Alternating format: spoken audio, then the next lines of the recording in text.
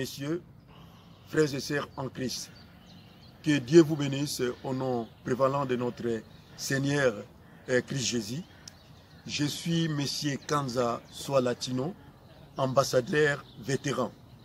C'est dans le cadre de notre structure, la trompette de la semaine, qu'on m'a invité ce matin pour venir intervenir. Et j'aimerais remercier M. Guy Ambangito, l'organisateur de cette conférence sur la croyance authentique, pour ce merveilleux privilège d'enseigner la parole sur le thème qui est intitulé « La prière miracle ». Pour être un homme complet, l'homme de sens doit posséder une connaissance exacte de la parole de Dieu. Notre autorité compétente et unique est la parole de Dieu. Si vous avez un cœur humble, vous devez adhérer à ce que la Bible vous enseigne. Simplement parce que vivre selon les principes de la parole de Dieu, droitement divisée, est une conduite bonne et convenable. Si un homme du monde peut se confier à l'homme, nous, en tant que fils, filles de Dieu, pouvons nous fier à sa parole. Nous devons marcher comme elle, parler comme elle et agir comme elle. Ce matin, comme je vous avais dit, nous allons travailler sur le thème qui est intitulé « La prière miracle ». Bibliquement, la prière, c'est pratiquer la présence de Dieu. Elle est le principe fondamental pour obtenir des résultats. La prière n'est pas une religion, mais elle doit toujours accompagner avec la croyance. Sans la croyance, mes frères et sœurs en Christ, sans la croyance, il ne faut pas prier. Aujourd'hui, nous allons nous concentrer sur des domaines pratiques qui aident à amener la parole dans une réalité plus grande, jour après jour.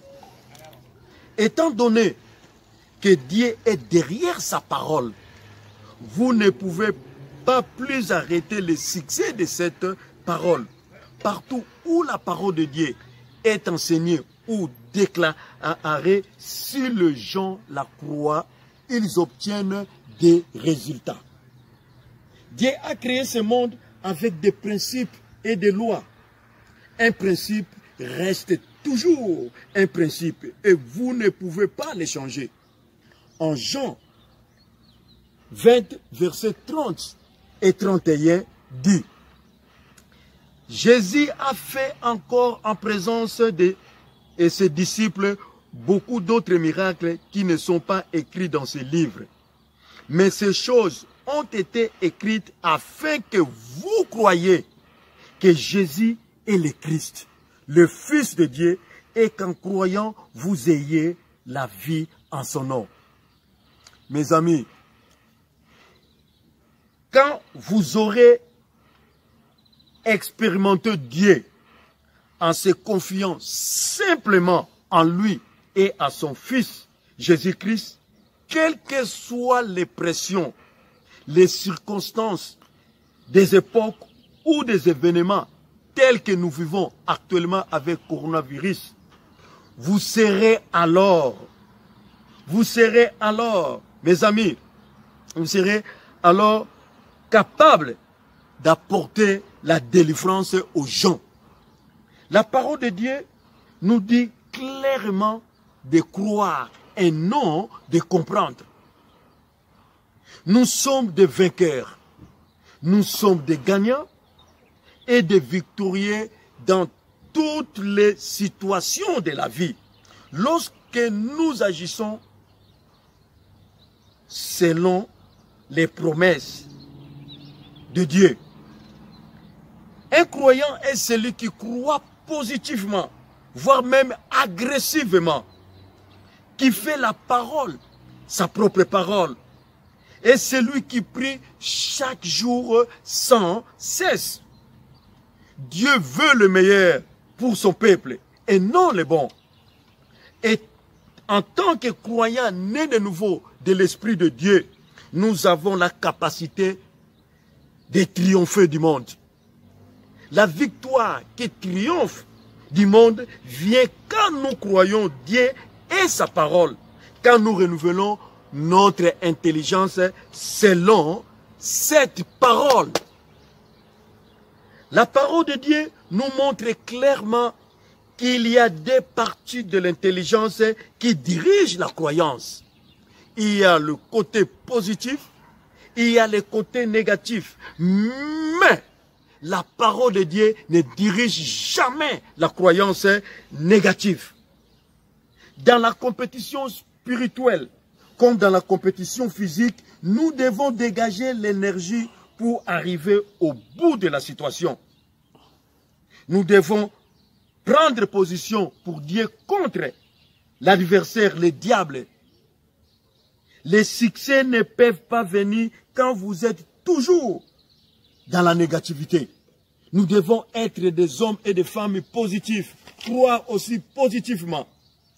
En Actes, chapitre 3, versets 1 à 6, dit ceci. Pierre et Jean montaient ensemble au temple à l'heure de la prière. C'était la 9e heure. Il y avait un homme boité de naissance, qu'on portait et qu'on plaçait tous les jours à la porte du temple appelé la Belle, pour qu'il demandât l'aumône à ceux qui entraient dans le temple. Cet homme boité de naissance, voyant Pierre et Jean qui allaient entrer, leur demanda l'aumône. Pierre, de même que Jean, fixa les yeux sur cet homme. Pierre, de même que Jean, fixa les yeux sur lui. L'homme boité et dit, regarde-nous. Et il les regardait attentivement, s'attendait à recevoir d'eux quelque chose.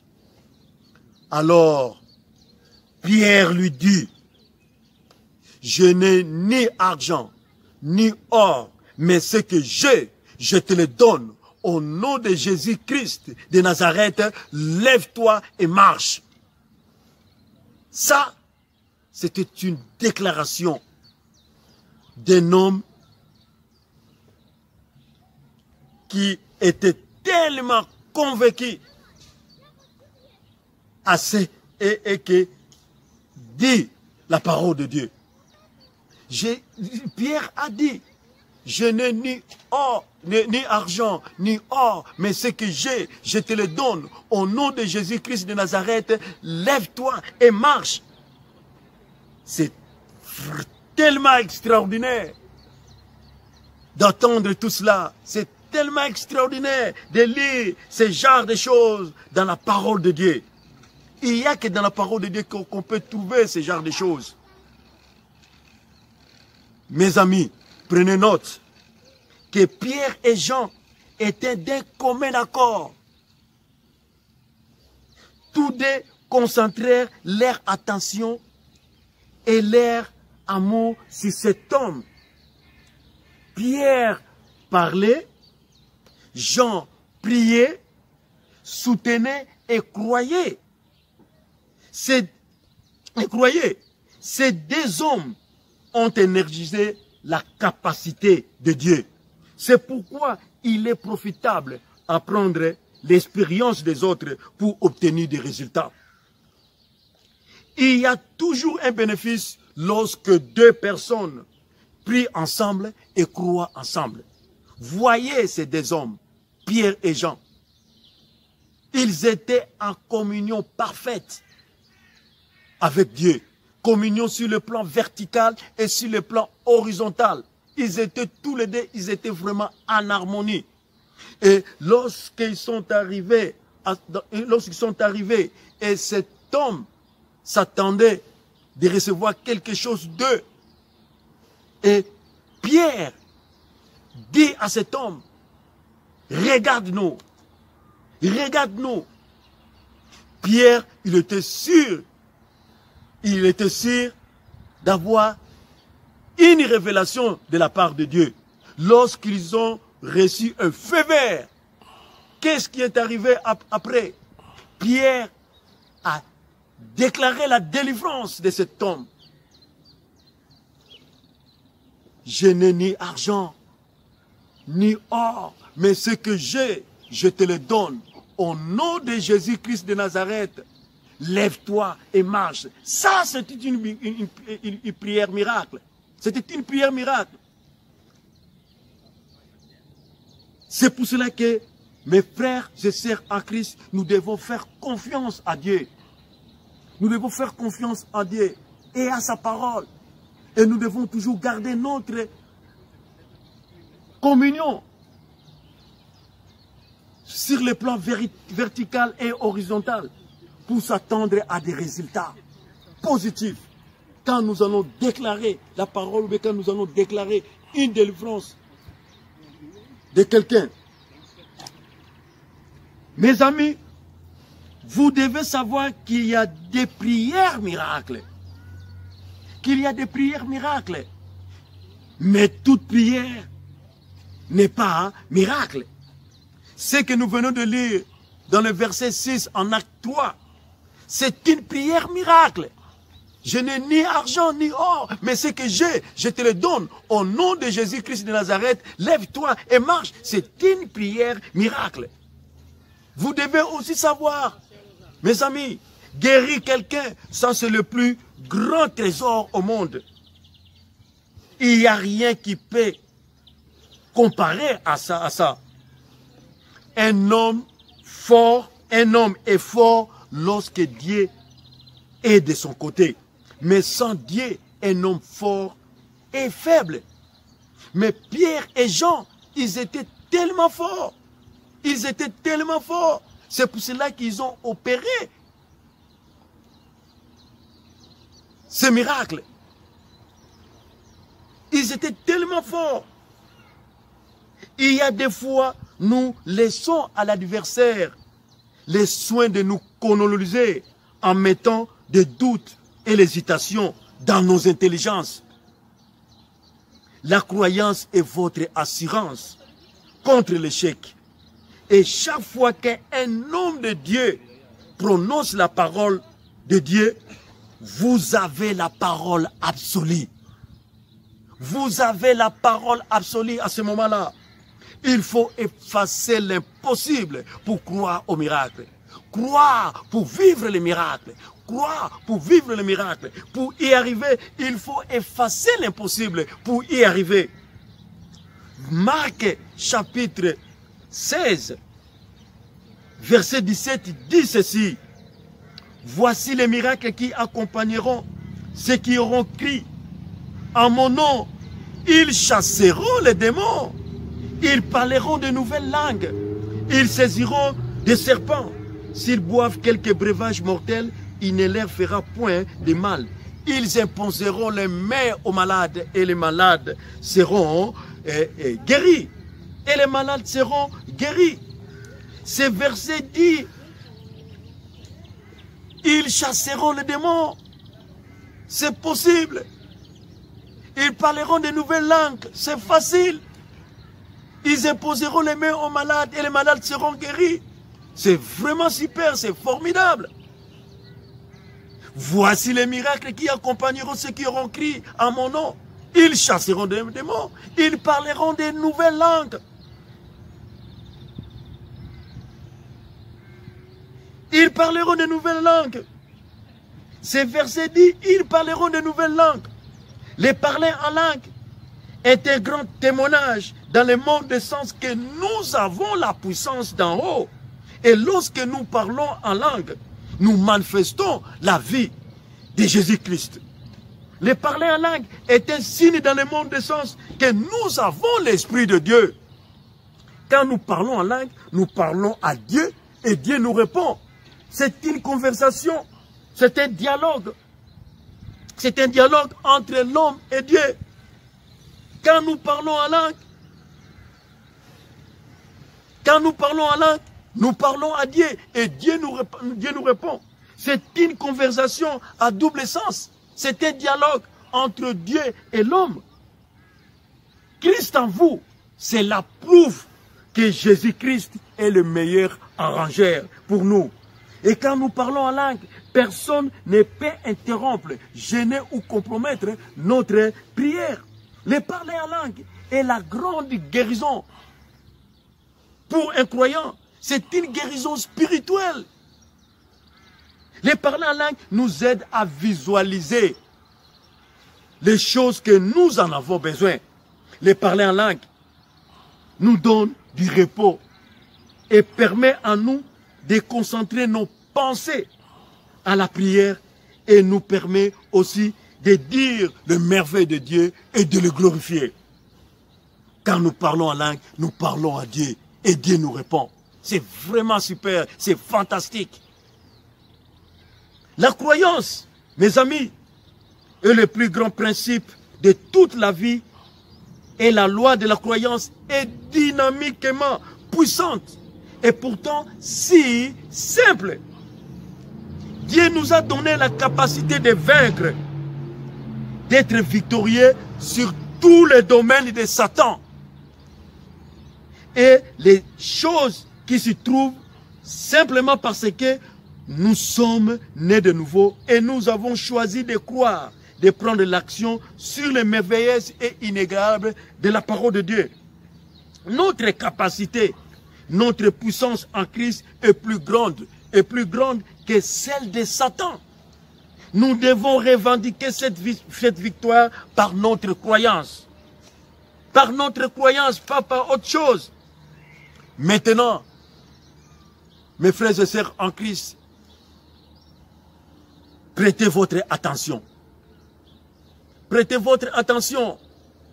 Il y a une exhortation de base avant de faire la prière. Ne craignez rien ou ne vous inquiétez de rien. Ça, c'est l'exhortation de base avant de faire la prière.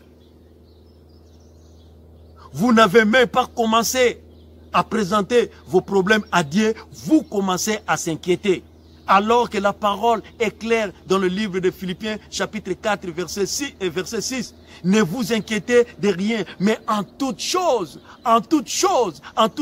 faites connaître vos besoins. À qui? À Dieu, le Père, le Dieu Tout-Puissant, le Père de Jésus-Christ. Nous devons faire confiance en lui. Nous devons aller vers lui avec tous nos problèmes. Et à ce moment-là, nous verrons des résultats. C'est pour cela que je venais de dire qu'il y a une exhortation de base avant de prier. Ne craignez rien ou ne vous inquiétez de rien. Philippiens chapitre 4, verset 6 nous encourage de se débarrasser d'inquiétude. Quelle que soit la grandeur des choses, quel que soit le problème.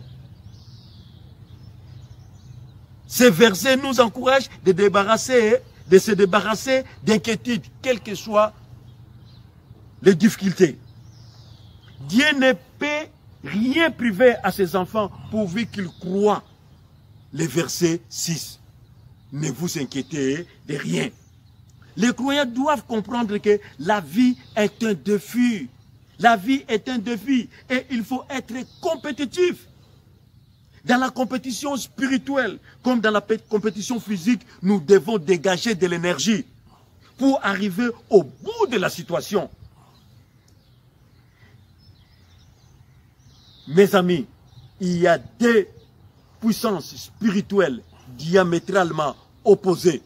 Il y a la puissance de Dieu, le vrai Dieu, le Père de Jésus-Christ est l'auteur de la vie. Et la puissance de Dieu de ce siècle, le diable, Satan, est l'auteur de la mort. Ces deux puissances spirituelles diamétralement opposées existent. Dieu existe et l'adversaire, le diable, Satan existe. C'est lui, le Dieu de ce siècle. Mais nous, en tant que croyants, nés de nouveau de l'Esprit de Dieu, Dieu a tout planifié, Dieu a tout arrangé pour que nous puissions être des hommes de Dieu, pour être ses enfants victorieux, gagnants à tout moment. Quelle que soit la position de l'adversaire sur cette terre, bien qu'il est le Dieu de cette terre, mais nous, nous sommes des fils et des filles de Dieu. Satan est le Dieu de ce siècle. Il est locataire. Nous aussi, en tant que fils, filles de Dieu, nous sommes aussi des locataires. Mais là, il y a une différence entre nous et Satan, le Dieu de ce siècle, et nous, en tant que fils de Dieu. Il y a une différence, la seule différence que nous sommes des locataires dominants. Nous devons dominer sur l'adversaire. Dieu nous a donné sa puissance, le Saint-Esprit. Et nous devons à chaque fois déclarer la victoire à tout moment. L'adversaire n'aura pas la possibilité de nous attaquer si nous n'ouvrons pas la porte. Dieu a dit dans sa parole, voici les miracles qui accompagneront ceux qui auront crié à mon nom. Ils chasseront des démons. Donc nous avons cette puissance-là, ce pouvoir-là de chasser les démons. Peu importe le nombre des esprits diaboliques qui se présentera devant nous, mais nous avons une puissance pour les chasser loin de nous. Nous devons croire Dieu et croire à sa parole. Marc chapitre 1, versets 40 et 42 dit, ça c'est l'histoire de Jésus-Christ et un lépreux. Un lépreux vint à lui, donc vers Jésus, et se jetant à genoux, il lui dit, d'un ton suppliant, si tu le veux, tu peux me rendre pur. Jésus, étant un homme tendre et mis de compassion, étendit la main, le toucha et dit, je le veux, sois pur. Aussitôt, la lèpre le quitta. Et il fut purifié. Lorsque Jésus reçut le feu vert de Dieu, qu'est-ce qu'il a fait? Il étendit la main et toucha ses lépreux. Parce que Jésus-Christ marchait par révélation. Les lépreux crurent et manifestant instantanément la délivrance. Cet homme avait une croyance agressive. Il est allé et s'est mis à genoux pour supplier Jésus-Christ. Jésus-Christ étant un homme tendre et mis de compassion. Voici la réponse de Jésus-Christ. Je le veux, sois pur. Aussitôt, la lèpre le quitta. Il fut purifié. Ça, c'est la grandeur de la puissance de Dieu. Lorsque Jésus reçut le feu vert, le lépreux crut et manifesta instantanément la délivrance. Les actions de Dieu sont limitées par la croyance de l'homme. Mais cet homme avait une croyance agressive. Et Jésus a déclaré sa délivrance. C'est tellement merveilleux, c'est tellement fantastique. Jésus-Christ se souciait beaucoup de ce que les gens reçoivent, la délivrance. Mais il désirait aussi que la permanence de vérité de la parole soit scellée mentalement et spirituellement dans le cœur des gens. C'est ça la simplicité et la clarté de la parole de Dieu. En Romains chapitre 4, verset 21 dit, ayant la pleine conviction que ce qu'il promet, il peut aussi l'accomplir. Ce verset 21 contient la clé de la croyance. Et ayant la pleine conviction que ce qu'il promet, il peut aussi l'accomplir. Ce verset contient la clé de la croyance. La croyance n'est pas tout simplement un processus mental. C'est une conviction absolue, mes amis. C'est une conviction absolue. Il ne suffit pas tout simplement de prononcer le nom de Jésus, de Jésus-Christ. Vous devez croire, croire, croire pour obtenir des résultats. Vous devez croire que ce que vous dites se réalisera. C'est ça qui compte. Dieu nous aime, il veut que nous puissions être le meilleur de nous-mêmes. Toute puissance est activée par la croyance. Et il n'en tient qu'à vous d'opérer la croyance positive comme la croyance agressive. Simplement parce que la parole de Dieu ne dirige pas la croyance négative. Mais par contre, la parole de Dieu dirige toujours la croyance positive ou la croyance agressive. Les grandes choses de ce monde sont disponibles aux hommes et femmes qui savent comment exploiter une des lois. La loi qui dit que croire égale recevoir. Et cette loi comprend égale agir. Je puis tout par celui qui me fortifie et me fortifie. Je puis tout par celui qui me fortifie. Donc, j'agis. Il faut agir à tout moment.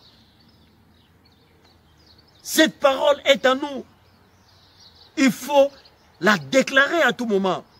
Lorsque nous avons confiance aux promesses de Dieu, lorsque nous avons confiance aux promesses de Dieu à cause de ce que Christ, Jésus a accompli, nous verrons les résultats. Nous verrons les résultats à ce moment-là. Dieu est le plus aimable de tous les papas au monde. C'est pourquoi il nous a tout donné pour rester. Nous devons prononcer les promesses de Dieu. À chaque instant, nous devons prononcer les promesses de Dieu à haute voix et vivre ces promesses dans notre vie de tous les jours. Vivre ces promesses de Dieu dans notre vie de tous les jours. Jérémie, chapitre 20, verset 9 dit, « Il y a dans mon cœur comme un feu dévorant qui est renfermé dans mes os. » Ça, c'est Jérémie qui a déclaré cela. Il y a dans mon cœur comme un feu dévorant qui est renfermé dans mes os. La parole de Dieu, mes amis, la parole de Dieu brillait dans le cœur de Jérémie et dans ses os. La parole de Dieu brillait dans le cœur de Jérémie et dans ses os. Nous devons faire confiance à Dieu et à sa parole. Comme la parole de Dieu brillait dans son cœur et dans ses os, c'est la raison pour laquelle Jérémie avait déclaré la parole de Dieu. Nous devons déclarer la parole de Dieu à haute voix. Si réellement que cette parole brille dans notre cœur et dans nos os, nous devons la déclarer.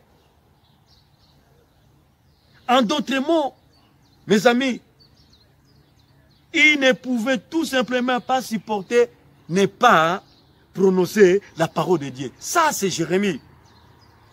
Il faut mettre image de la croyance agressive comme la croyance positive dans votre intelligence.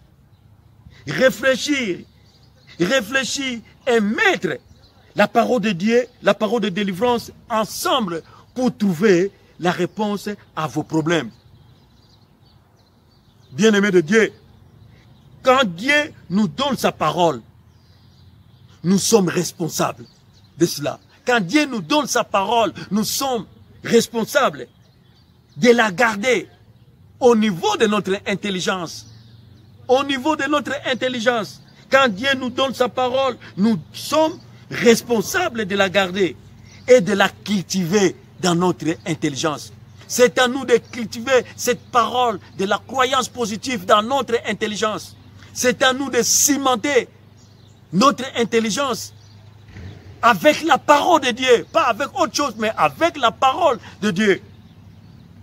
Quand Dieu nous donne sa parole et de la cultiver dans l'intelligence. Mais quand vous désobéissez à Dieu,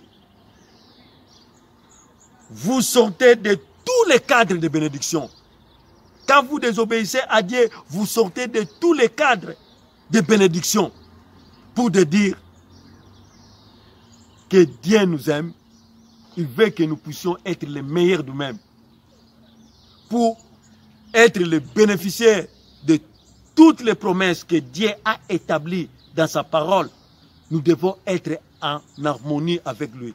Nous devons être en communion parfaite avec lui. N'oubliez pas ce que Dieu dit dans sa parole.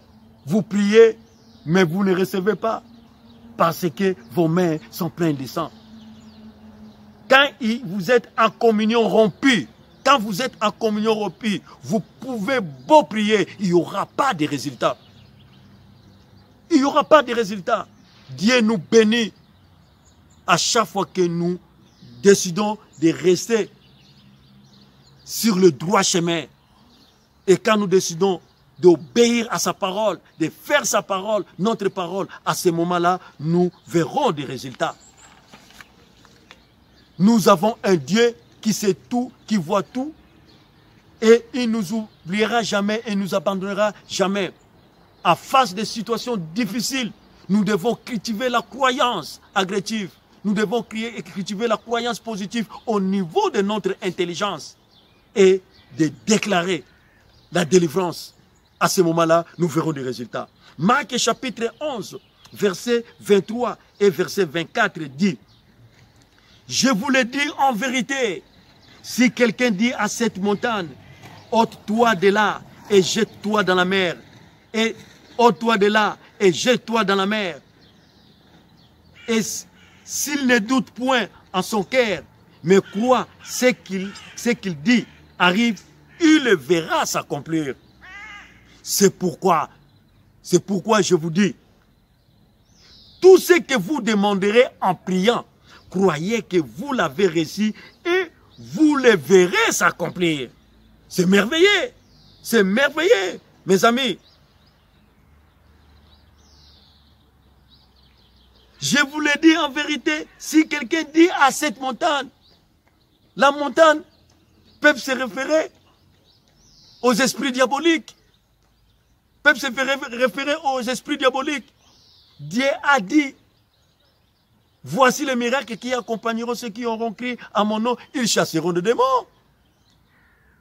Si quelqu'un dit à tous ces esprits diaboliques, ou bien s'il est en face d'un esprit diabolique, si cet homme dit au toit de ce lieu-là, et croit réellement à sa déclaration, l'esprit diabolique sera paralysé et il quittera même le lieu.